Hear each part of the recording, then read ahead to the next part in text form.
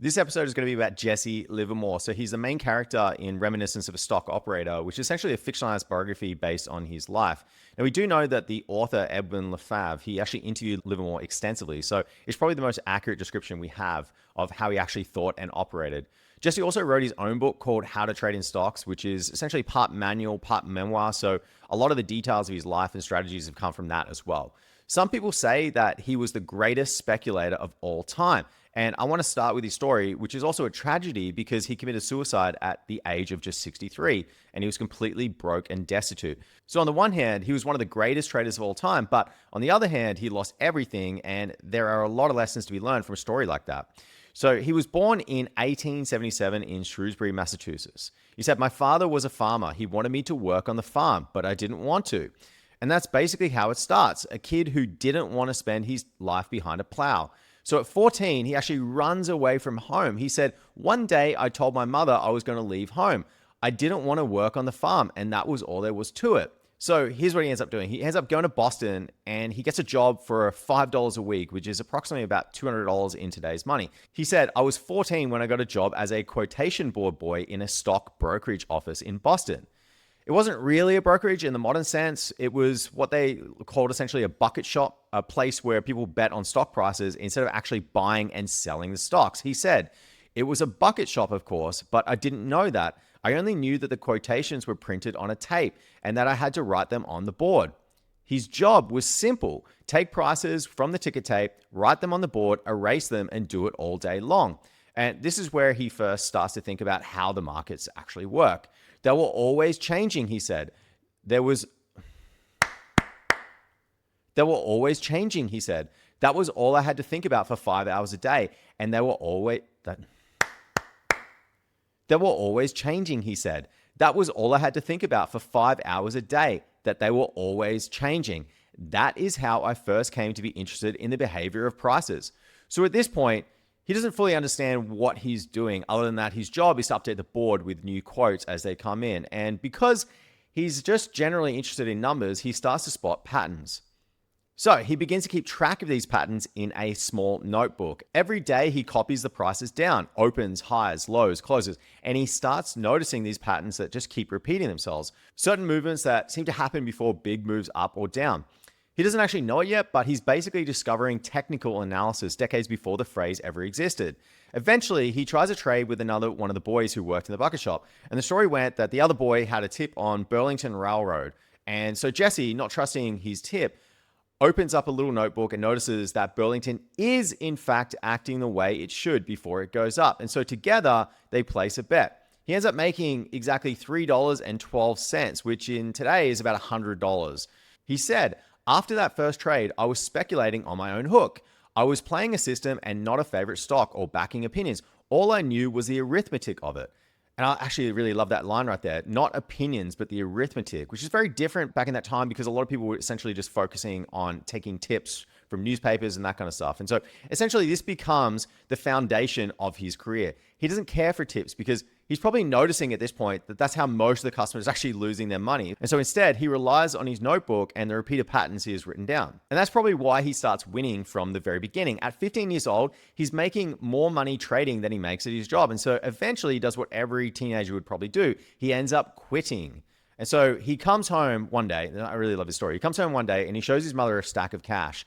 It's about $1,000. He actually slaps it down on the table in front of her, which would essentially be a roughly $35,000 in today's money. And it's so much money that at first, his mother doesn't believe it's real. It's more money than she's seen in her entire life. So I actually think it's really funny. She actually tells him to put it into a savings account. He said she didn't quite believe it was real money. She used to worry and fret about it. And I love what he says next here. He said, "But I didn't think of anything except that I could keep on proving my figuring was right.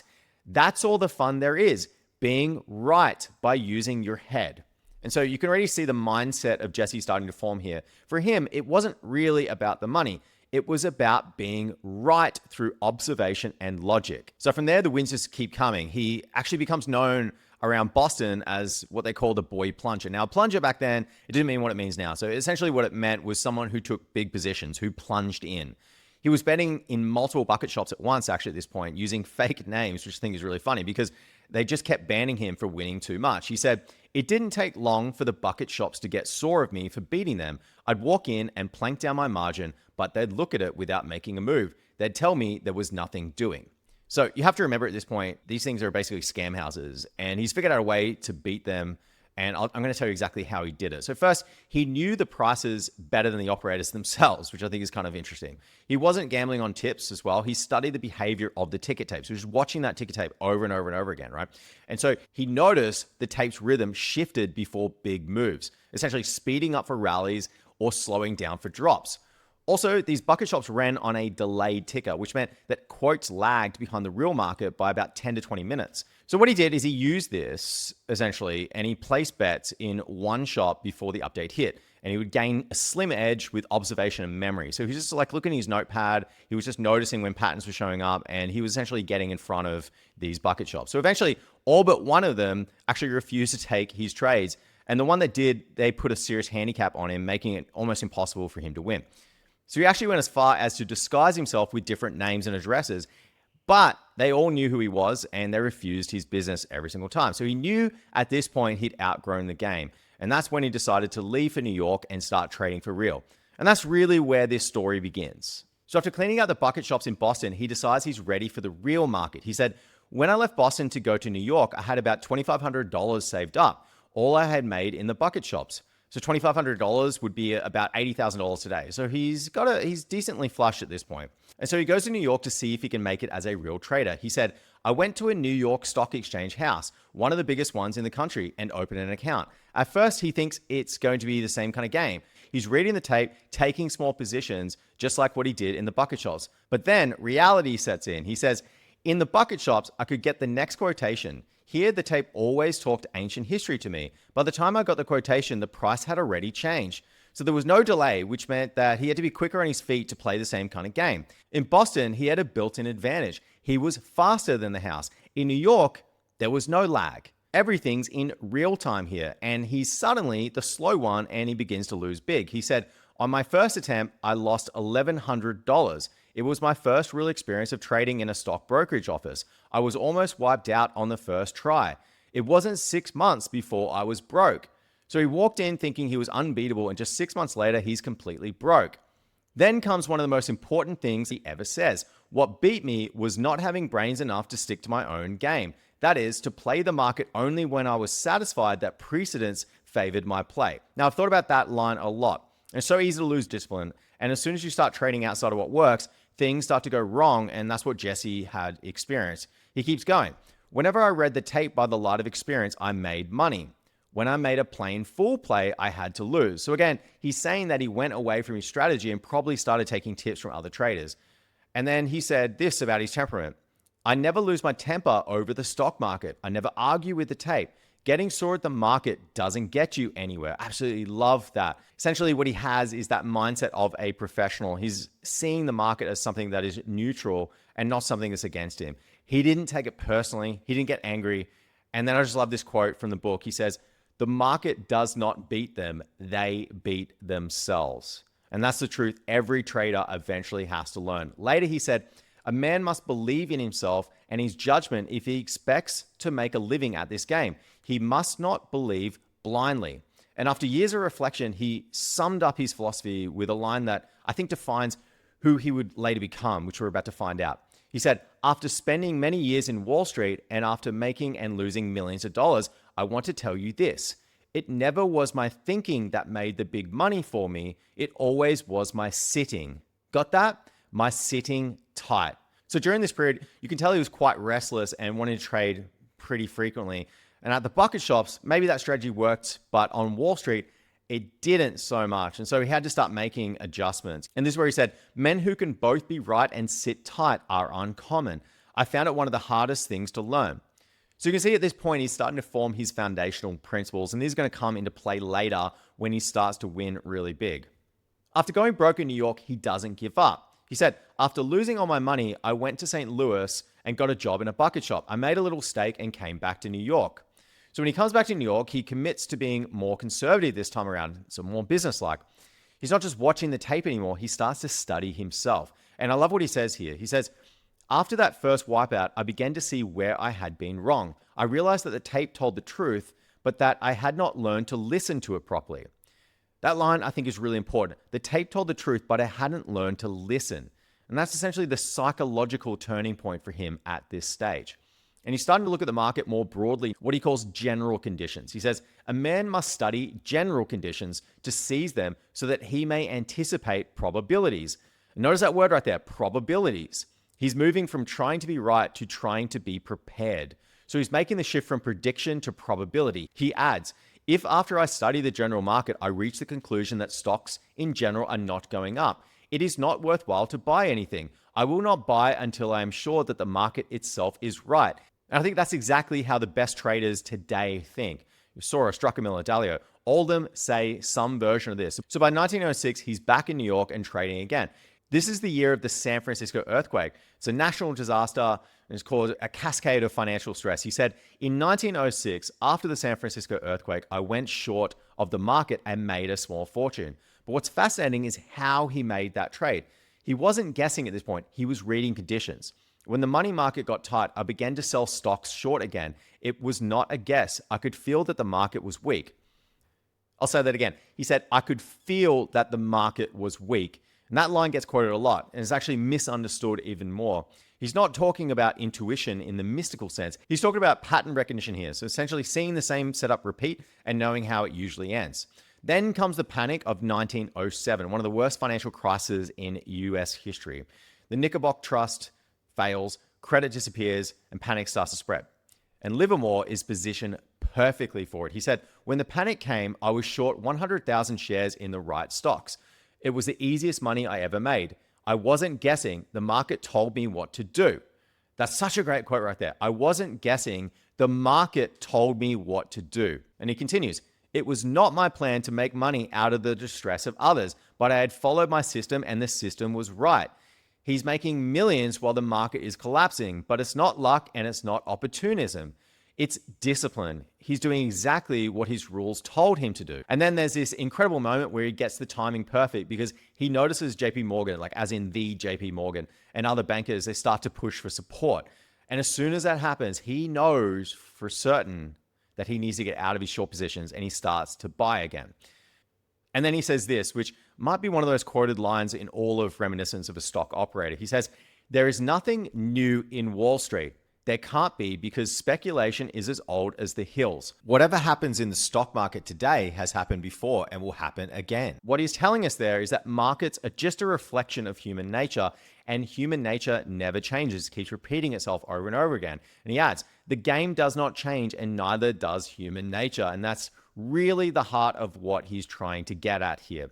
Every chart, every trade, every boom, every bust, they're all expressions of the same emotional cycle. By the end of 1907, he's made an absolute fortune, but even in victory, he's still reflective. He said, it was my sitting tight that made the money for me in the panic in 1907, and I knew it. But it is one thing to know it and another to keep knowing it. I think that last sentence, it is one thing to know it and another to keep knowing it, might be one of the most honest lines ever written about trading. He knows the lesson. He just doesn't know if he'll be able to hold on to it. So at this point, he's really starting to form some incredible principles. He's proven that essentially the market always tells the truth. Patience beats prediction. Human nature never changes. And the hardest thing is not learning a rule, it's remembering it. And we can kind of think of Warren Buffett's famous saying here. He says, rule number one, never lose money. Rule number two, never forget rule number one. So after 1907, Jesse Livermore is really rich and he's only 30 years old. He's gone from a kid watching a ticker tape in a bucket shop to one of the most talked about traders on Wall Street. He said, after the panic of 1907, I was worth over $3 million. I had made it all in the stock market. So $3 million in 1907, that's close to about $100 million today. And so as you can imagine, he's in his early 30s. He's probably living like a king at this stage and everyone on Wall Street knows his name. But even in the middle of success, he's uneasy. He said, the speculator's deadly enemies are ignorance, greed, fear, and hope. And that's such a simple list, but that's the whole game if you really think about it. Ignorance, greed, fear, and hope. And I think every trader today still fights those four things every time they click buy or sell. He continues, the average man doesn't wish to be told that it is a bull or bear market. What he desires is to be told specifically which particular stock to buy or sell. And I absolutely love what he's saying here. Essentially what he's saying is that most people, they don't actually want to think. They just want a tip. They want someone else thinking for them, which is probably why commentators end up making so much money, even though most of the time you're probably better off fading their advice rather than actually taking it. And that's exactly how Livermore gets into trouble again, because he starts listening to other people. Even though he's made a fortune, he keeps trading. He can't stop, even though he should probably slow down and take less risk. This is where he said, the desire for constant action, irrespective of underlying conditions, is responsible for many losses in Wall Street, even among the professionals. And what he's doing, he's actually talking about himself here. He's made millions by sitting tight, and now he starts losing it because he's trading too much and it just keeps on spiraling. He said, it is inseparable for human nature to hope and to fear. In speculation, when the market goes against you, you hope that every day will be your last day, and you lose more than you should if you don't get out. Essentially, hope is the killer. He's seen it in others, and now he's seeing it in himself. Hope, that is. Here's what he says. He says, and when the market goes your way, you become fearful that the next day will take away your profit, and you get out too soon. And that's one of those universal truths you could hang in front of you. Cutting your winners short and letting your losers run, all because of emotion. And that's what I really love about Paul Tudor Jones' style, who admits that he chooses to play on defense most of the time. So if you don't like a trade, he says, you should probably get out and remember that you can always get in again if you want. Livermore summarizes the problem perfectly. He says, fear keeps you from making as much money as you ought to. Hope keeps you from making any at all. So by 1915, his fortune is almost completely gone. He said, I had lost nearly everything. My creditors were pressing me. I had to file a petition in bankruptcy. This isn't because his system stopped working. It's because he stopped working it. He broke his own rules. He started speculating in commodities, trading without signals, and over-leveraging himself. He said, I was playing a system, but it was not the old Livermore system. It was a wish system. So then he becomes super honest with himself here. He calls it a wish system, right? And every trader at some point has traded a wish system for sure. A setup built on hope instead of actual logic. But again, he doesn't stay down for long. He goes back to his principles and he starts studying his own mistakes all over again. He said, the only thing to do when a man is wrong is to be right by ceasing to be wrong. And that's just a brilliant line right there. When you're wrong, just stop being wrong. And slowly he starts to recover. He's humbled now, but not defeated, and learns something new. He said, the big money was not in the individual fluctuations, but in the made movements. That is, not in reading the tape, but in sizing up the entire market and its trend. So what he's doing here is he's finally learning to zoom out. He's realizing that trading is less about predicting ticks and more about understanding tides. And then there's this beautiful passage that sums up how he thought about the market after decades of wins and losses. He said, the market does not beat the man who tries to reason it out. It is the man who changes his mind after the market has changed that fails. And that right there, that's conviction. It's not stubbornness. He's not trying to be stubborn. It's conviction earned through pattern recognition. And right after saying that, he adds this sobering truth. He says, speculation is a hard and trying business, and a speculator must be on the job all the time, or he'll soon have no job to be on. And so by the time he's back on his feet, World War I is ending. He's richer again, not 1907 rich, but comfortable at this stage. But if you've read ahead, you already know the pattern. Livermore's greatest strength and his greatest weakness are the same thing. It's obsession. He's definitely mastered the market at this point, but he hasn't fully mastered himself yet, which we're about to learn. So by the early 1920s, Jesse Livermore is back. He's back in the game. He's made and lost multiple fortunes by this point, but now he's entering his prime. He's trading much bigger, smarter, and slower as well. He said, I never buy stocks cheap. I never sell stocks cheap. What he's saying is that he doesn't care about price. He cares about timing. Cheap stocks can get cheaper and expensive ones can get more expensive. He said, prices, like everything else, move along the line of least resistance. They will do whatever comes easiest. And that's such a useful idea to really keep in mind, the line of least resistance. It's how he explains trends. He's not fighting the market anymore, he's flowing with it. He adds, a prudent speculator never argues with the tape. Markets are never wrong. Opinions often are. He's not saying you can't have opinions. He's just saying that your opinions don't matter when the market disagrees. So now that he's more established at this point, he starts thinking about capital very differently. He's not trying to catch every move. He's trying to compound intelligently. He said, don't take action with a trade until the market itself confirms your opinion. Being a little late in a trade is insurance that your opinion is correct. And that's such a fantastic piece of advice right there. He's saying, let the market prove you right before you risk real money. Patience is confirmation. And I think this is one of the biggest differences between amateur and professional traders is not having the patience to wait until a trend is confirmed before diving in. He goes on and adds, one of the most helpful things that anybody can learn is to give up trying to catch the last eighth or the first. These two are the most expensive eighths in the world. And so I think what he's trying to say here is that he's probably lost a lot of money trying to time the tops and the bottoms. And so now he's starting to be a lot more conservative with his trades by waiting for a confirmation before he goes in. And on top of that, he's learning to control something even more difficult, which is himself. He said, it is what people do in the stock market that counts, not what they say they are going to do. And so that one actually hit me really hard because I have a bit of a bad habit of hesitating too much and concerning myself with wanting to be right versus just accepting the probabilities. He keeps going. The average man doesn't wish to think of the market as a game of skill. He regards it as a game of chance.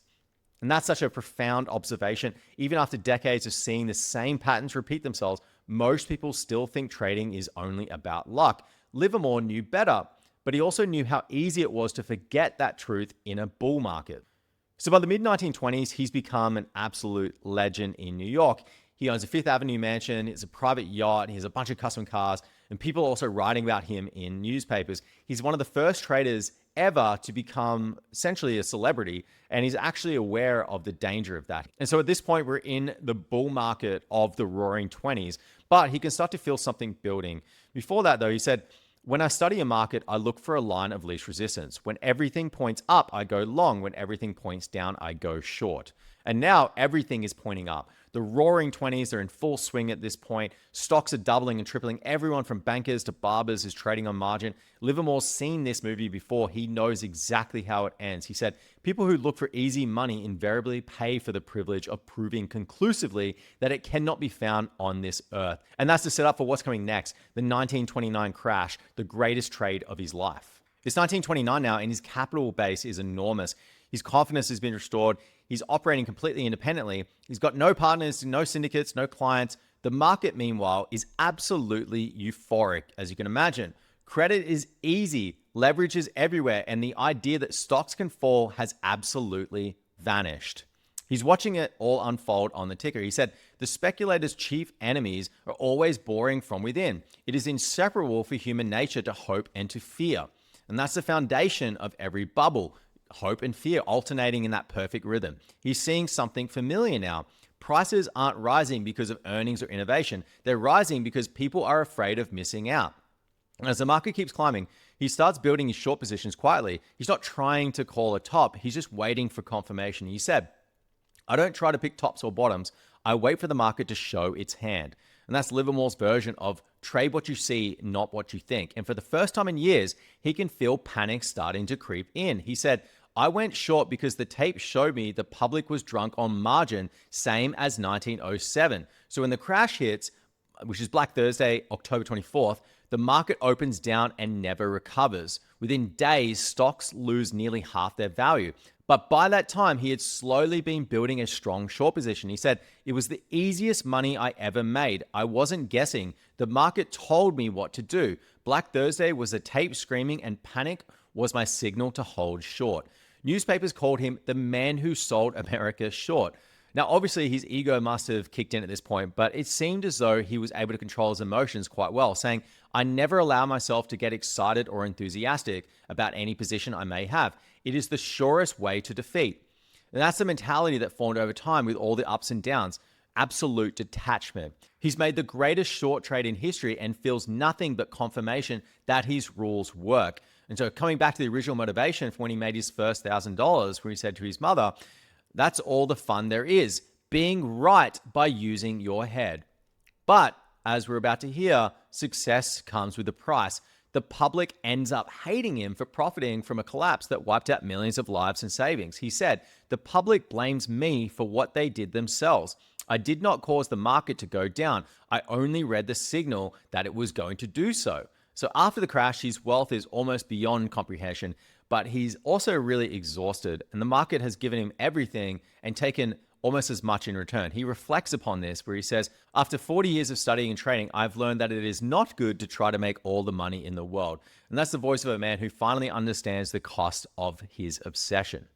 So that's where we find him at the end of 1929, richer than ever, but still restless. So at this point, he's made what was probably the single greatest trade in history. And for a moment, he's completely untouchable. But markets have a way of humbling even the best players. And by 1932, the same discipline that made him rich starts to slip again. He begins buying too early, trying to catch a recovery after the crash. He's still trading the last war, and the same pattern that's defined his life starts repeating itself. He said, "There is no training, classroom or otherwise, that can prepare a man for the emotional hazards of the market." And that's what's happening to him again now. He's exhausted, not physically, but maybe mentally at this point. He's been living inside the market for 4 decades, and the emotional toll is finally catching up to him. He also said, "The only thing that endures in speculation is the continuous change in conditions. The trader must adjust himself accordingly."